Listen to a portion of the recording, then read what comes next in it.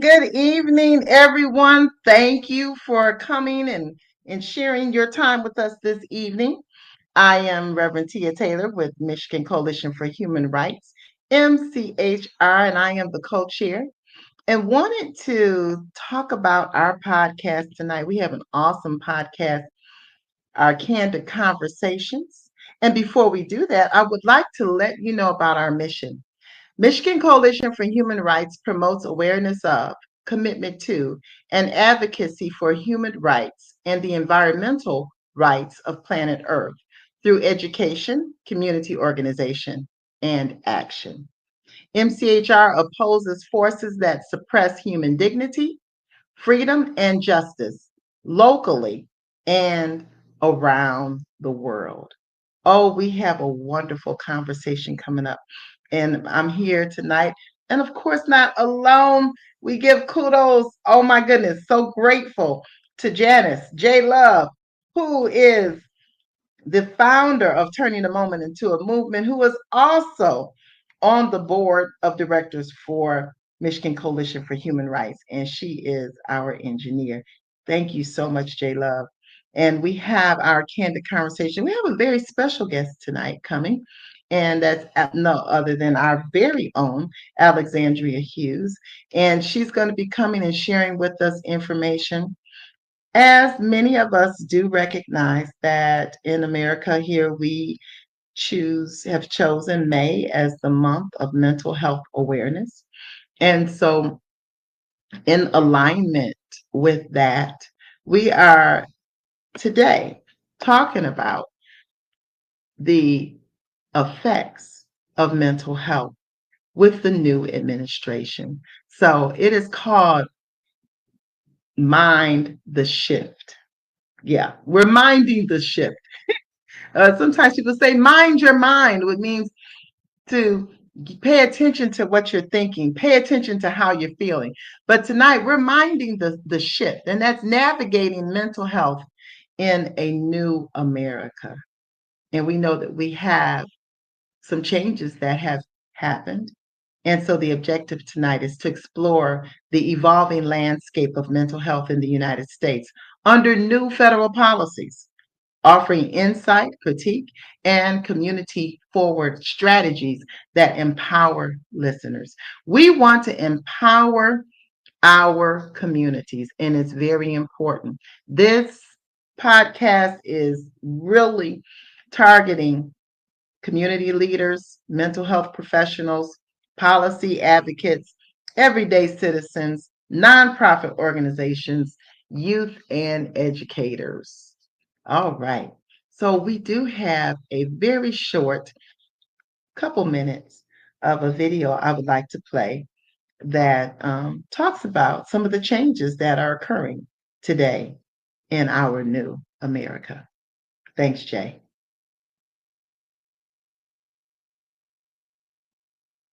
And in another controversial move from the Trump administration, cutting nearly $1 billion in federal grants for school mental health programs. News Nation's Elizabeth Pran is here with us for more on this story. Elizabeth, break this down for us. What does that mean for schools and students? Well, at the end of this year, they're not going to get the funding. So starting with the school next year, they simply won't receive it. These are Biden administration grants. So funds to hire psychologists, to hire counselors, mental health workers. This was part of a bipartisan Safer Communities Act. It passed back in 2022, so 3 years ago, after that devastating Uvalde school shooting at Robb Elementary. Remember, 19 people died, including students and teachers. So the nuance is here. So why is the administration saying they're not going to fund this? They essentially say the hiring policies don't align with this administration. They argue it violates civil rights laws. It lacks merit-based hiring. And they claim that essentially it advanced DEI policies, not mental health. So an example of that would be it educates workers on systemic racism, and it doesn't necessarily focus enough on what they say is mental health programs. So lawmakers such as Congresswoman Lucy McBath say, listen, my son was shot back in 2012 by a school shooter. We need programs like this. Here she is.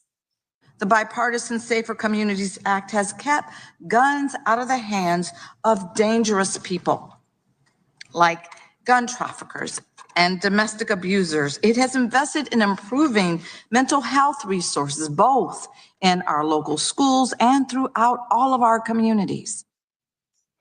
Okay, so Marquis, you have two sides of the story, right? You have Congresswoman McBath who says, listen, we need this in a post-pandemic world. This serves underserved communities. And then the other side of the story of the administration who says we are going to re-envision this. We are still going to support students in mental health in K through 12. We're going to do it in a different way. We just haven't heard exactly how they're going to do it and exactly how much money they're going to spend. Thank you for watching. Subscribe below and download our News Nation.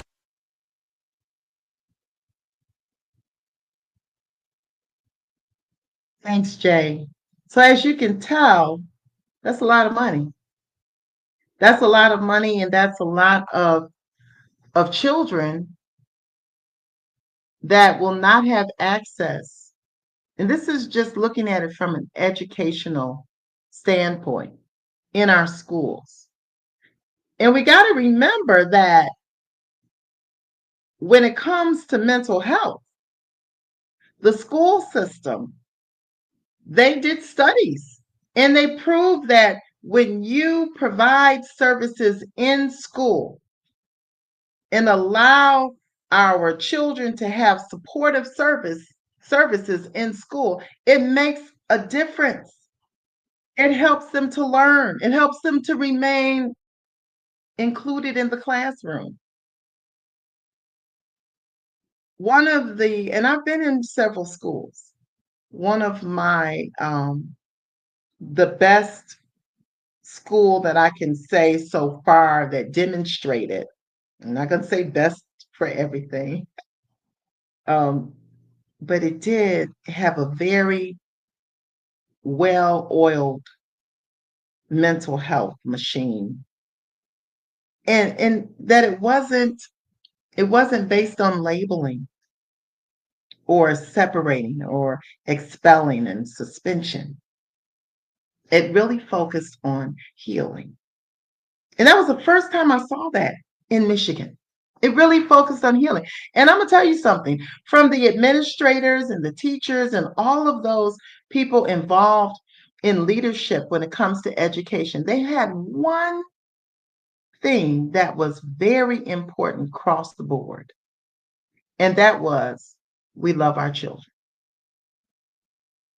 We love them. We love them, and so we don't want to cast them out. We love them, and so we don't want to label them, just label them and not provide services for them. We love them. We don't want to expel them. So they had a no suspension, no expulsion policy. Have you ever heard of that? Why? Because they said we love them. We have compassion for our children. And that was the community census. We love our children. They were not quick to call CPS. Now, if it was something drastic, they would.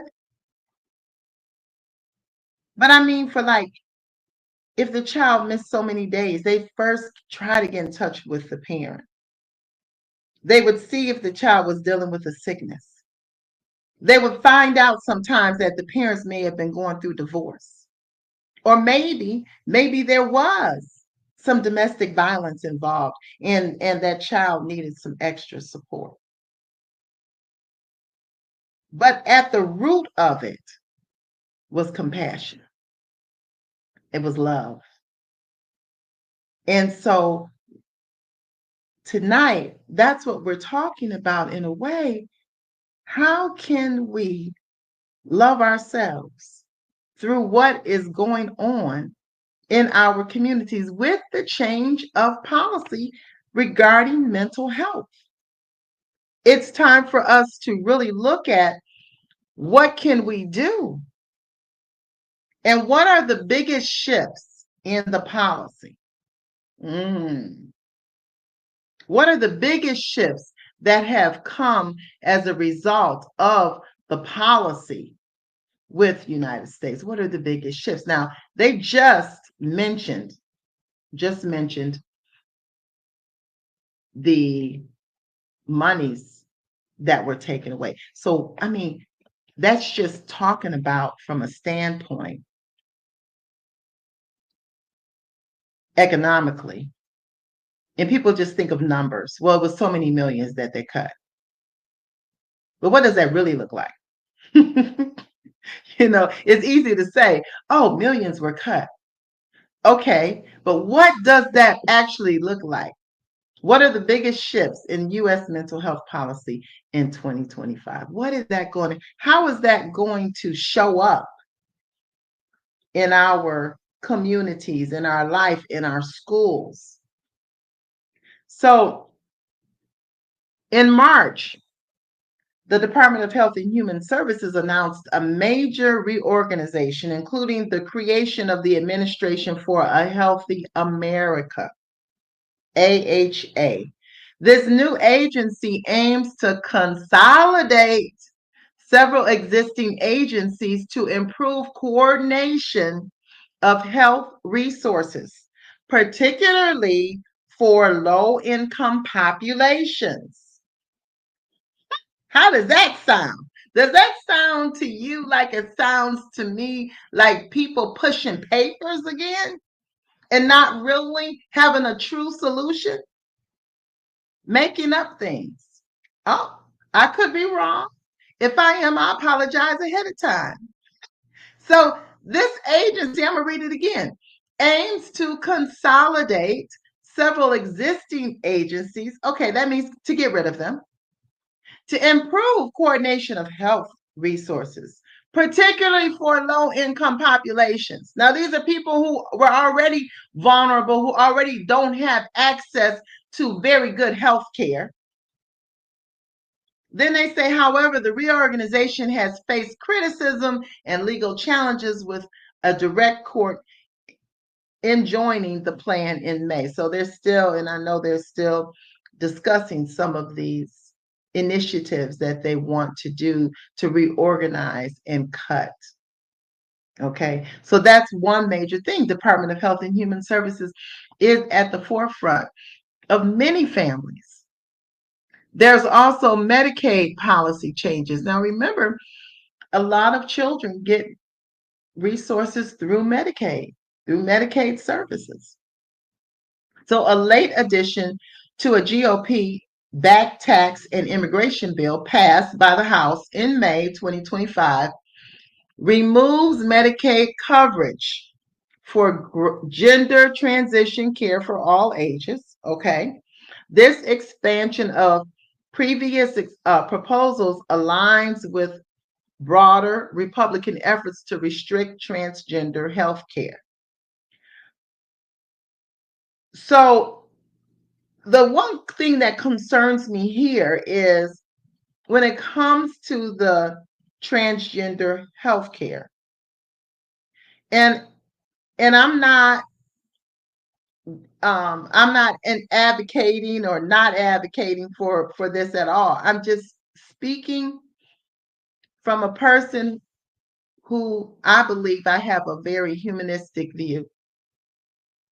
And I'm thinking about those children who may have begun a process. And then that means either they can't continue it, but they also, what comes with that change is a lot of health care. And so they will not be able to care for changes already made. I'm just saying, we don't know what that's going to look like. The legislation also modifies the Affordable Care Act to prevent states from classifying such procedures as essential health benefits starting in 2027. The third thing that is happening is the executive order restricting gender affirming care for minors.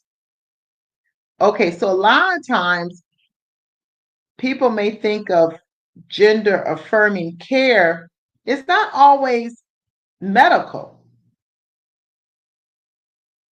but there are also mental health where a person or a child is not able to accept, accept who they are, what they believe. Many children have been impacted by trauma.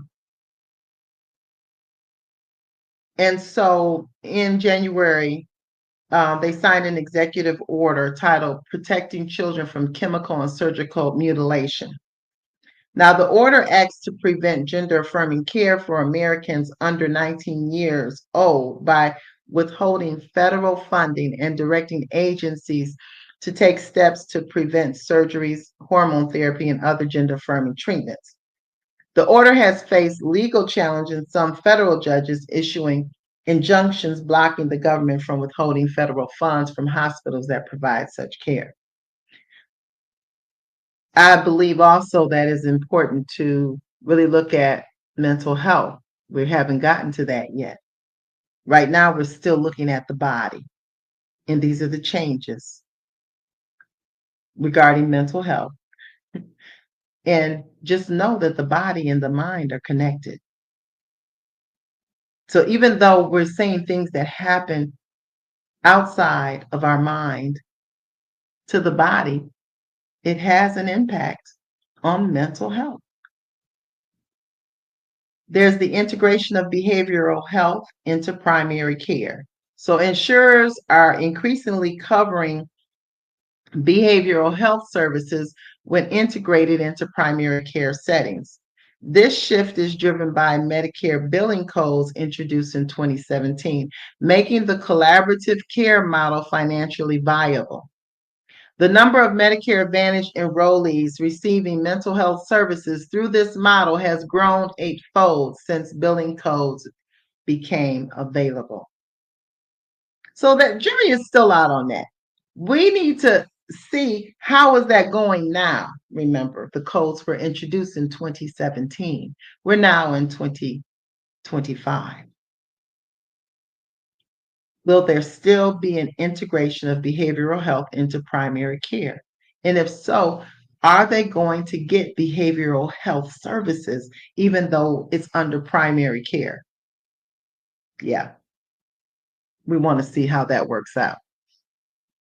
The fifth thing is the implementation of innovation in behavioral health models. So the Center for Medicare and Medicaid Services, CMS, is implementing the innovation in behavioral health model in 4 states in 2025. This program is designed to bridge gaps between behavioral and physical health, promoting safety planning and follow-up for patients discharged from emergency departments after a mental health crisis.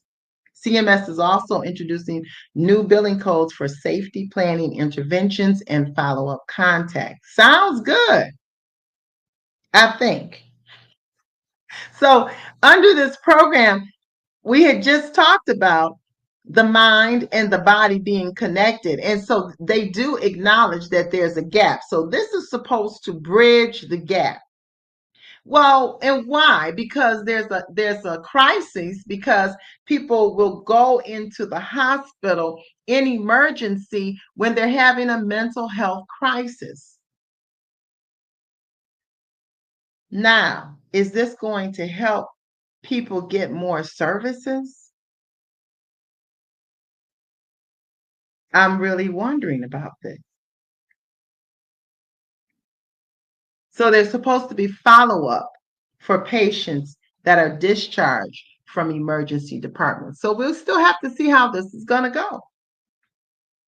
And the other thing that under this new administration is the introduction of Substance Use Disorder Treatment Month. What's that? So in January 2025, the Substance Abuse and Mental Health Services Administration, SAMHSA, launched Substance Use Disorder Treatment Month. This initiative aims to eliminate stigma surrounding treatment, to encourage those on their recovery journey and promote best practices for screening, intervention, and treatment of substance use disorder. Okay, y'all. I'm just saying, let's not get caught up in celebrations, okay? I'm not excited about the introduction of Substance Use Disorder Treatment Month. That's just my own opinion. Because I still don't see the implementation of programs that can help people with substance abuse or use disorders. In fact, I believe there has been a decline of those services. And you can tell there's been a decline. If you work in a hospital, if you are working in emergency, what happens in the evening? People who are homeless come into the hospitals. People who are not only homeless, and a lot of the people who are homeless, some of them have mental health disorders. So they come into the hospitals. Why? Because they're not able to live on their own. They're not able to have their own housing. They're not able to take care of themselves. They're hungry and they're cold. And so they come to the hospital because we haven't been providing any type of services that will help them in a longevity, in a way that's going to be practical, that's going to help the community, that's going to help them become viable in the community. So these are the things that we're talking about today. And it's so important that we recognize that there is a shift, there is a change that has happened, and and and the change has come about because of a lack of funding, because of lack of grants, and we are missing out on a lot of things that we used to have. We haven't even begun yet to see everything that is going to happen as a result of the changes. Okay. So let's look at some other areas of our change, and I'm going to have us pull up another clip, Jay, when you can. And I'm going to go back and look at, I think our guest is here. So how is mental health funding being distributed under the new administration? So, and then we want to talk about what can nonprofits and community organizations do to access funding? Is the funding still there? Right? That's what we want to know. Is the funding still there? And so, let me see.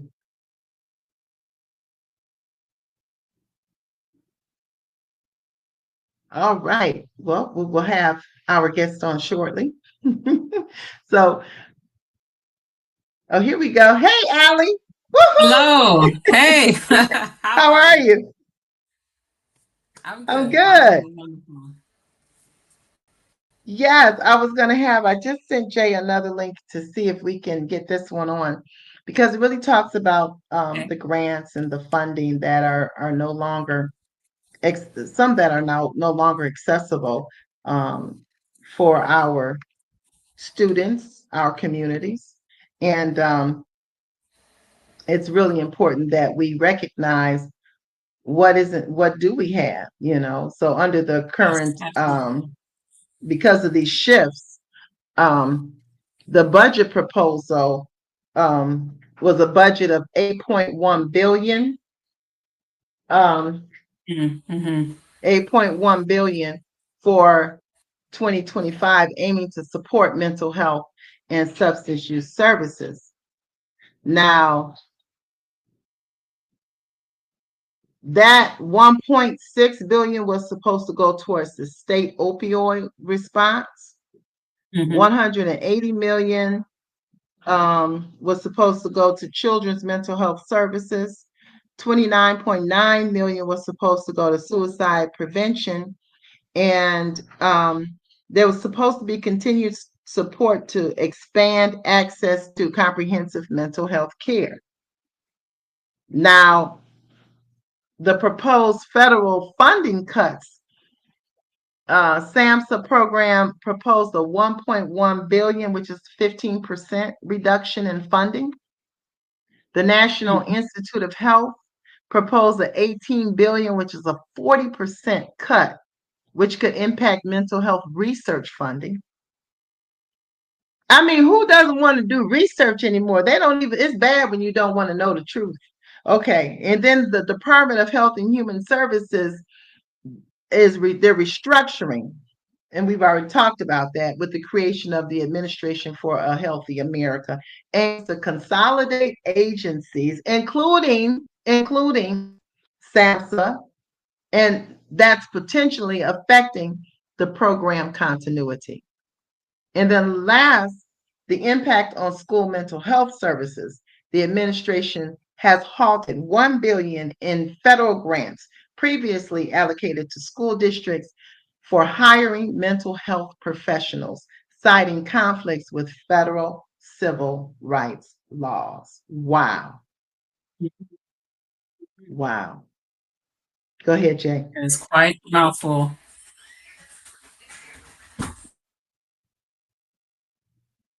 Welcome back to 6 News at 4. The Trump administration has announced it will not be renewing Biden-era grants worth $1 billion. They were aimed to boost mental health services in schools. The Department of Education claims the grants turned into funding for racially based initiatives. Now, this comes as the administration continues to take action against DEI programs and alleged racial discrimination practices in schools.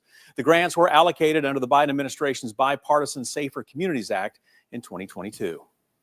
On the Nassau County Schools website, we saw that they have the Stronger Connections grant under their current grants tab. Now, this is tied to the Safer Communities Act that President Biden had signed.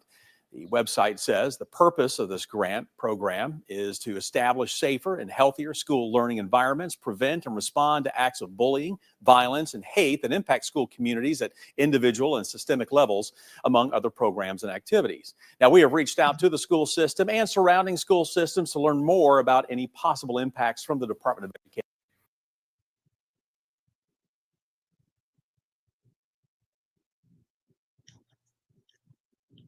All right. Well, Alexandria, tell our audience a little bit about yourself. I'm so glad you could be here tonight.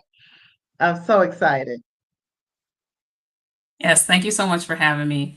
I am a mental health and human rights organizer, also a researcher and academic, and particularly passionate about mental health because of my personal experiences growing up, what I've witnessed with family members, and what I've seen just as an organizer. And I got into organizing because of the lack of resources we have, that we should have, that we deserve, that we pay into as taxpayers, and because of my experiences growing up with the legal system, and it wasn't exactly fair.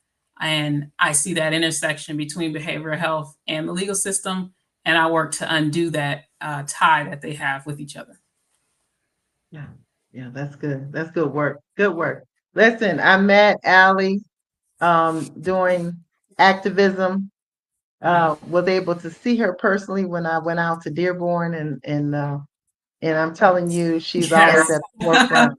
I'm so excited that I have connected with her, and with MCHR, she received and I'm forgetting the title, but the Young Leadership Well, youth Award, activists. Yeah. and Youth Activist Award, and now she's a board member and really has done a lot already in the community. So we're so pleased to have you tonight. Um, and so, we've been talking about mental health and the changes under this administration, and really looking at, what can we do to improve? Where do we go? It's like if we can't just keep beating, they say beat the dead horse, but you can't keep going over the same thing Yeah. over and over again without having any solution. But when you talk about culturally responsive strategies for the community, Hmm. what what can we do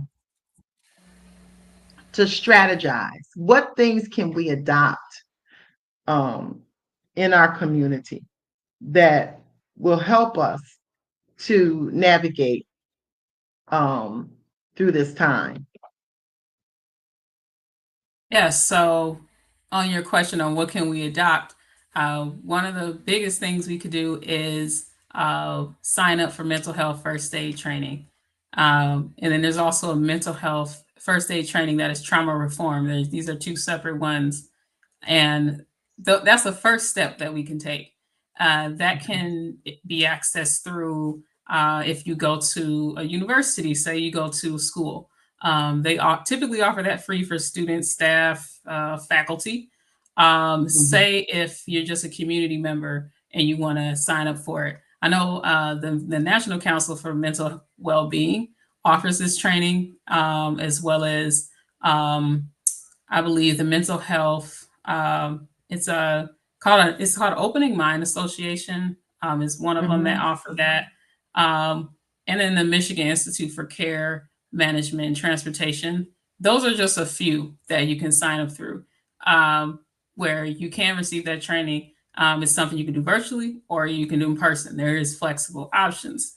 Now, it should be offered personally, I believe, by our local government as a resource. But that is something you can ask for. They are at your service. um, and then I would say, in terms of your question on uh, being culturally inclusive with mental Mhm. health services, how can we be culturally inclusive? That first starts with knowing where to go. Like Mhm. knowing where to look. And we think 988, right? We think about 988 as the first go to. But as we know, there are threats to cut funding to 988. So Mhm. got us a little scared.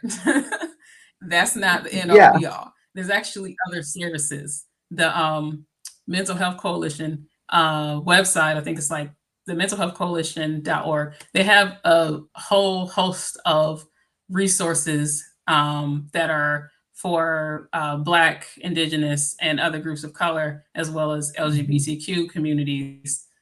Some of those are, I know there's the National Queer and Trans Network. There is also BEAM, which is the Black Emotional and Mental Health Coalition, the Acoma Project. Those are just a few of those, but all of these organizations are listed there. Yeah. And you can call them, you can text them. So it starts that education piece is really important, but the knowing where to look is important. And then the getting the actual technical training, trying to be able to understand how to respond when faced with a particular crisis, and then listening to people impacted Yeah. in order to correctly respond. Yeah, that's good. That's good. And I think what you're saying is so important because also I was going to say integrating traditional healing practices. People need to partner with local spiritual leaders, community elders, indigenous healers when appropriate. When that's a part of a person's culture, really recognize what is the culture. What do they participate in? How can they feel whole? What can they do? And so we got to honor cultural values and provide holistic support that resonates more deeply with the people who are feeling the trauma. We got to, I tell people all the time, we got to stop making it a one size fit all when it comes to mental health. Yes. It's not fair. It's not fair because it doesn't recognize that everybody is different and they have different needs. They have different needs. They have different beliefs, different cultures, different languages. So we need to really look at how are we responding at a more individual way, and then offer language accessible services, provide interpretation, translation, bilingual therapists, reduce language barriers so that people can get fully treated. And I really enjoy what you were saying about when it comes to training. And I believe we need to hire and train diverse mental health providers. Who are we Yes. recruiting? So, because who's going to talk to me? Right. Yeah. Yeah. Now, Having I can say I'll do better today. I'm better today. But when I was a young girl, and when I was a teenager, just anybody couldn't just come up talking to me with yeah. answers and solutions. And I'm looking at you like, and I trust you. Why? See, Mm-hmm. we got to Mm-hmm. know that sometimes our our face, our how we present ourselves may not always be welcoming, depending on the culture. Mm-hmm. Depending on the culture. And I like that, JF Clay. Thank you. Yes, spirituality is important. Holistic is one of the keys. And that's true. We need to provide services for the whole person, children Yes. and adults, you know. So what Yes. Youth other included. things have you witnessed as far as remedies in the communities that we can utilize here in Michigan? Remedies in the community. There's so some of the things I witnessed working is one having what I like to call a pod of people you can count on if you were in crisis, and that's something you can build yourself. And um, knowing that you're able to go through that, go to those individuals gives you some level of comfort. Um, and you can add resources to this list other than the individuals in your life, trusted organizations. They don't have to be mental health based, but these are trusted spaces. And that can get you a Yeah, long way besides waiting it out and potentially running into trouble that you don't need in your life. yeah, um, yeah, I would say also look into some of these other countries, particularly countries where the incarceration rates are highly in the low area, um, mm, because that tends to mean that, as we know here, incarceration and those with mental health needs tend to intersect. Those tend to be the same people, unfortunately. So it's us looking at some of these other places, like looking at the Netherlands, looking at South Africa, looking at these other places where incarceration is super low and seeing what they're doing. And stepping into that. Another thing that it would really help us is embracing mental health models that are not linked with incarceration, with tools to incarcerate. And that is something uh, we are not completely moved away from as a culture, yeah, as institutions. The co-response model, as in mental health professional and police officer responding to crisis together, that is something used typically across the board.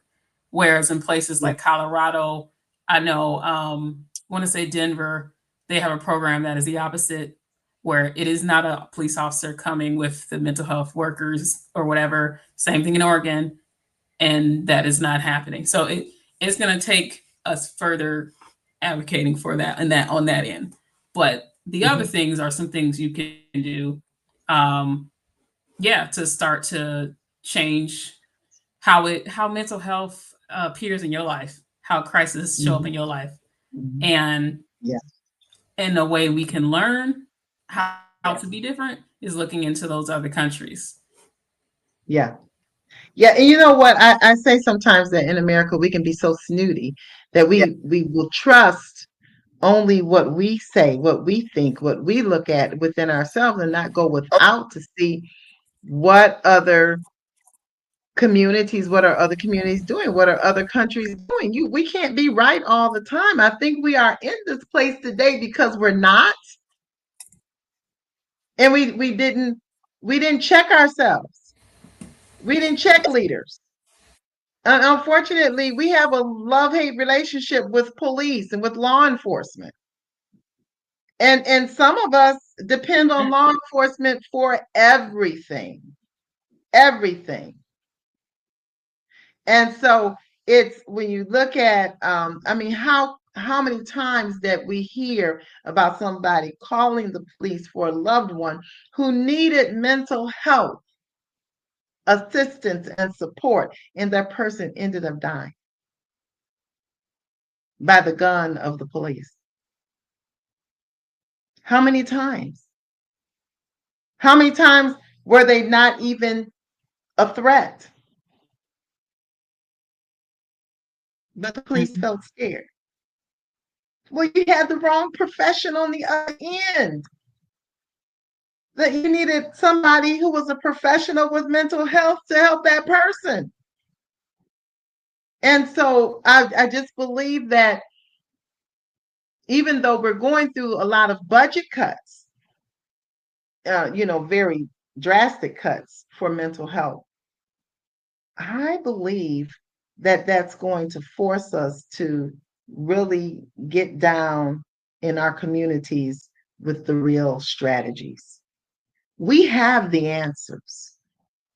We have the answers. It's going to be up to us to put it together. We're talking grassroots, mental health. What are we going to do? So I tell you, thank you so much. This is a great, great conversation. And what are there any communities around the Detroit area, maybe outside of Detroit, that have started any of these new initiatives? In terms of around the Detroit area, Mm-hmm. I know I want to say in Ann Arbor, there's a lot they've started, and I'm not sure where it currently sits, but I believe they were forming a crisis response service, um, that was completely separate from law enforcement. It was an independent entity, and moving towards that. Uh, in terms of other locations outside of Detroit, I want to say a lot of them have a co-response model. And typically, one way to find out if there is anything happening, I'll say this, one way to find out what is happening is if you look into your city services on your government website in your city, see if they have a human services department or a human relations department or a social services department, social welfare department. See if they have any of these, behavioral health department, all of these things. One of those words, see if they have it. That'll let you know if there's funding set aside for mental health care, or if all the funding is put into other things. That's your first rule of thumb, is to do that. Because a lot of places in the metro area do not have a human services department, if I'm being frank. And actually, the only two that have one, from what I know, is Detroit. And then Southfield has a human services department. Dearborn just got theirs back. They have a public health department that they started in 2022. a lot of places don't have a separate department for healthcare, and a lot of them that did have them shut them down. And so that is first rule of thumb to see what is even happening in your community. Right. And so, oh, thank you so much. This is really good. What steps can we take personally, locally, or nationally to get to a truly a mental health centered America? Well, let's ask this. What was that? What would that look like for you? What do you think that would look like? A mental health centered America, or I could say an America that is focused on well being. What would that really look like? Hmm. Okay, in America focused on well-being, that would look like um,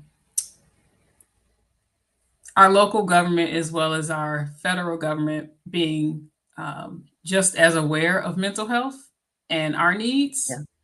That's one, because a lot of times what you see is on the federal level, they're talking about mental health, but in your city, they don't talk about it at the council meeting. They don't even have an department. It's not even, so it's just, it feels very separate in what is really going on. So it will be a clear Yeah. line you could draw to where to get to the resources from local, state, federal. You will be able to draw a clear line.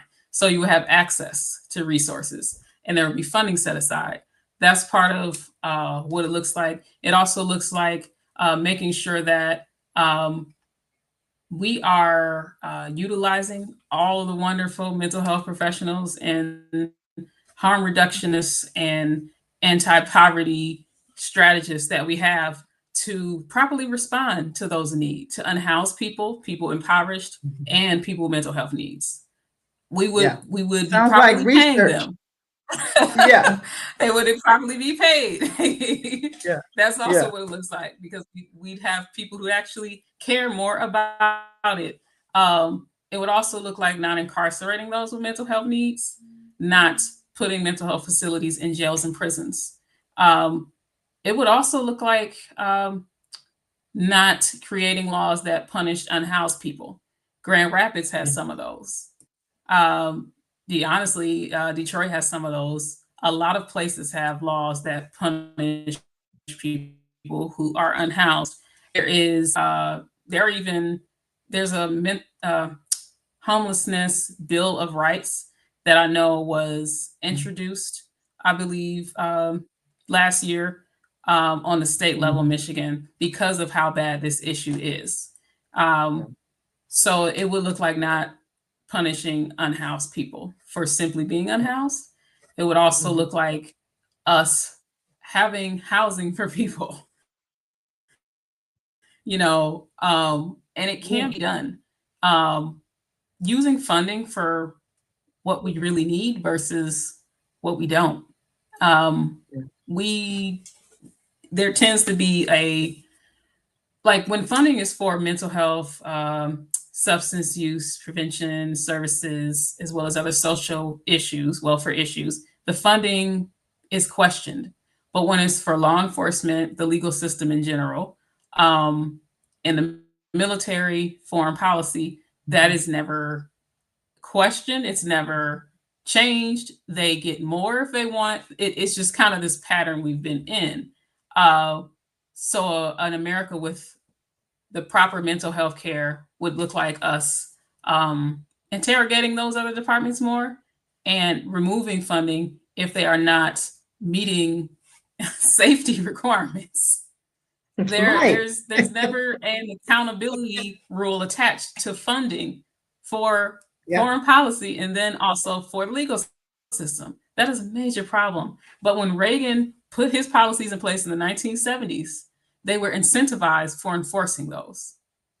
They were held accountable if they did not enforce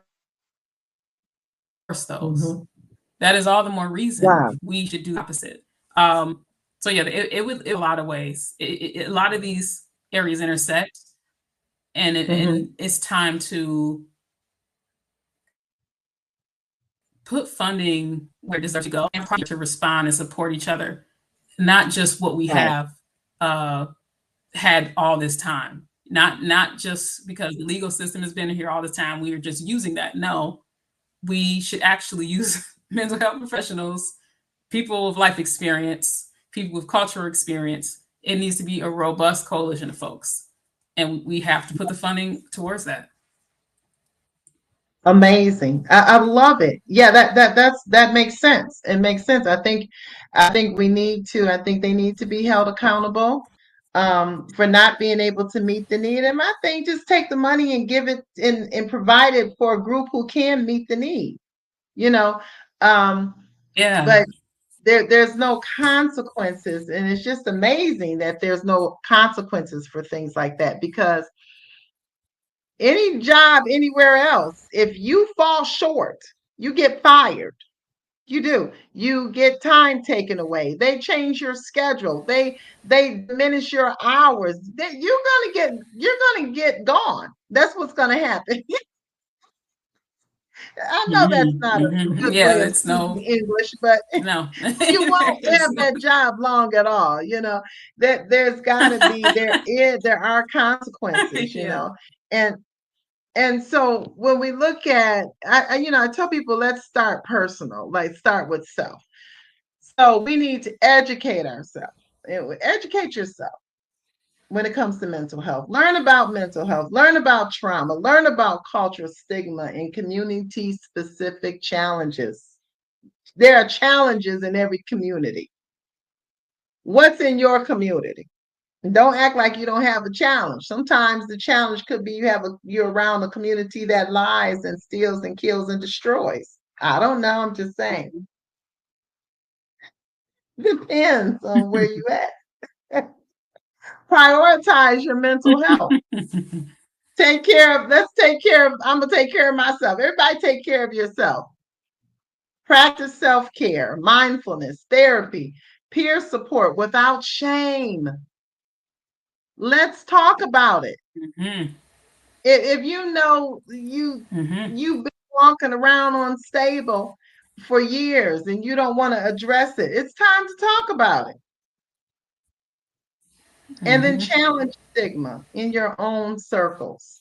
Don't let it become a culturally taboo topic. Yeah. Provide space, I forget. What was you asked another question too that I can't remember at this time. Something about it was related, the future of mental health. What can people do to, um, was it staying Yeah, engaged?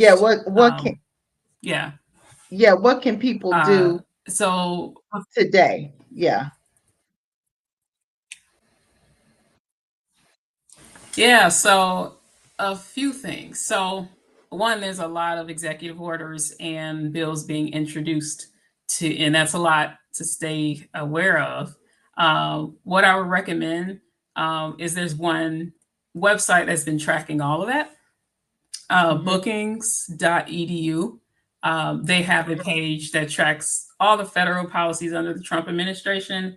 I would recommend people Googling bookings.edu and then put in tracking regulatory changes in the second Trump administration. From there, a page should pop up and it'll take you to all the uh, executive orders as well as policies, and you can search by category. Like it'll let you by category, by topic, find out what's happening with which ones. Okay. I also recommend for people to connect with their local representatives. So find out who your congressperson is. Going to house.gov/representatives or your representative. Bills are Mhm. moving, what aren't. You can even call them. You can email them. Their Love it. their information is there. It's for you. Those two things I would recommend doing. And then also think about understanding how to use certain services, like the 988 crisis Mhm. hotline service. Um, knowing how to use that and what's available, staying in touch about the updates on that. It launched in 2022, but it's been changes since then, such as I know the 10 states added a telecom fees to provide more sustainable funding for it. So basically, this will help crisis centers keep up with the rising demand for the services. Like there's been a surge in people using the 988 program since its launch. So understanding things like that will help you know how to use these services. How are they even available to you? Federal funding is not the only thing that we use. State funding is also a mechanism. And that's where we should really be plugged in because it directly impacts us and where we live. Wonderful. Wonderful. This is huge. And I thank you, Allie. Thank you for coming on. Alexandria Hughes, everybody. I just want to tell you I appreciate you. I appreciate your work and all that you do. And she has stated some really important steps. And I want to say that talks about rebuilding our system. And this is what we do.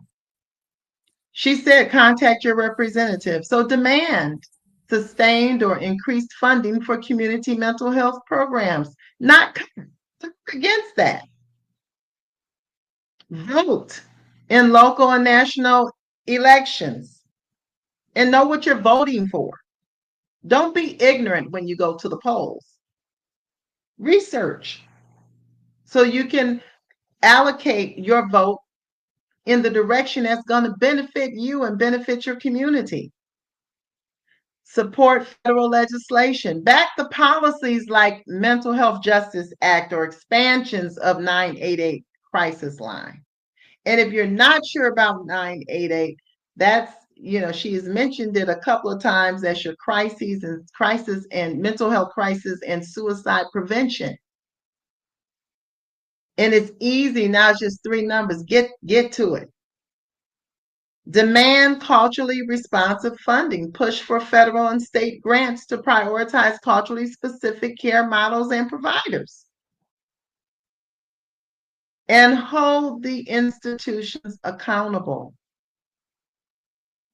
Allie is very good at this. Call them out. Call out the hospitals, the schools, the health systems that fail to deliver inclusive mental health care. I knew you were going to say that because who you been calling out lately, Allie? What's the latest call out? What do we need to do? Hey. Oh my God. Latest call out. Let's see.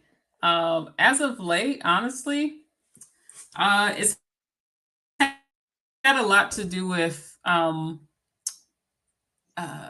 the violence, the Detroit program to prevent violence. There's a community-based effort focused on preventing violence in the community, and they are lacking funding.